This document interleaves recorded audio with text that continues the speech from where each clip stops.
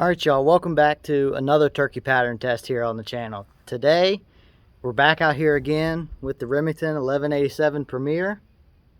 This time, we're running the Kicks Gobblin Thunder 655 constriction choke out of it. And the shells we're going to be testing are once again the Herters 12 gauge.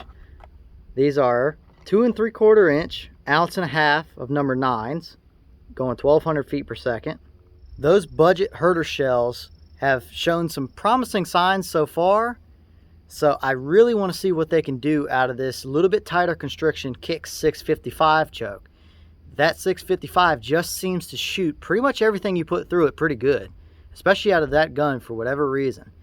And I have a feeling those Herter's TSS shells are going to like a little bit more constriction just from the testing we've already done. So as per usual, I've got the turkey target set up right over here. It's going to be 40 yards from the bench. So let's take this 1187 and the Kicks 655 over there and run these Herters 2 3/4 inch number 9s through them and see how they do on the paper. I've got high hopes for this one. All right, we're all set up back at the bench. Once again, 40 yards from the 1187 with the Kicks 655 Gobblin Thunder choke.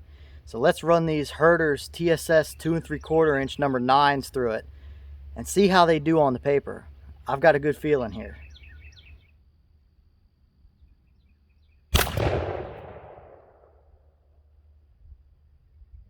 All right, y'all, now we're talking.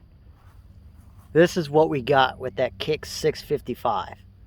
That is a screamer at 40 yards. For a 2 3/4 inch budget off the shelf big box store shell, that is beautiful looking.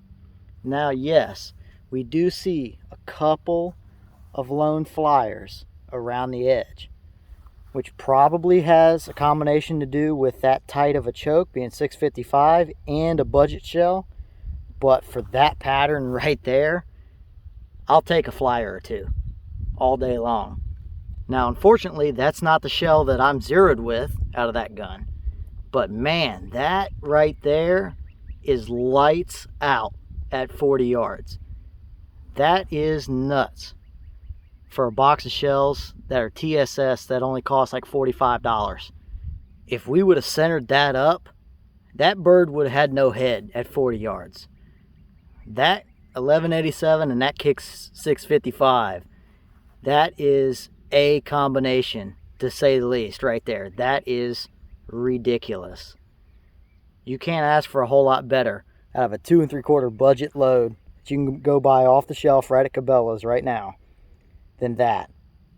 That's what I've been hoping to see out of this shell, because I knew that it had good performance in it.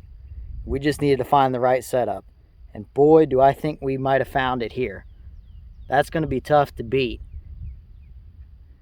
All right, y'all, well, what do you think? That right there is a screamer of a pattern for a budget 2 3/4 inch load that you can go buy right at your big box Cabela's store. That is nuts. I knew that 1187 liked that Kicks 655. It shot pretty much anything I've ever put through it pretty well. But that right there that proves that that gun and that choke just jive together. That's why you pattern your setups with as much as you can before turkey season to find the shell and the choke combination that your gun likes. Because that right there, that is tough to beat without getting into the big, super expensive, custom hand-loaded stuff. For an off-the-shelf load, man, that right there is performance. So let me know what you think. I like that. I really like that a lot. As for right now, if I'm running TSS stuff, and I can't get my hands on something like a Salt Creek shell or whatever, there is nothing at all wrong with me using that. That is beautiful looking on the paper. So leave a comment. I want to know what you think about that. Were you surprised by that? I'm surprised by it, but I had my suspicions that that 655 was going to like that shell being shot through it. From what we had seen so far out of this Herter stuff, I think it was going to like a little bit more constriction, and I was right. So now I want to go pick me up a couple more boxes of this stuff, if they even still have any in stock at this point.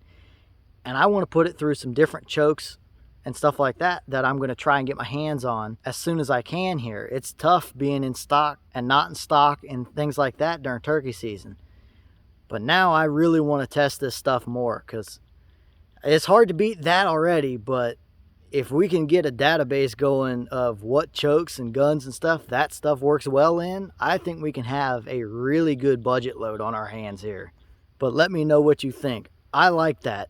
Absolutely a dead bird at 40 yards all day, every day, no question about it. So after seeing that, if that's what you can find at your store for your turkey season, I wouldn't be scared to use it at all. So good luck as y'all get out there in the turkey woods this spring.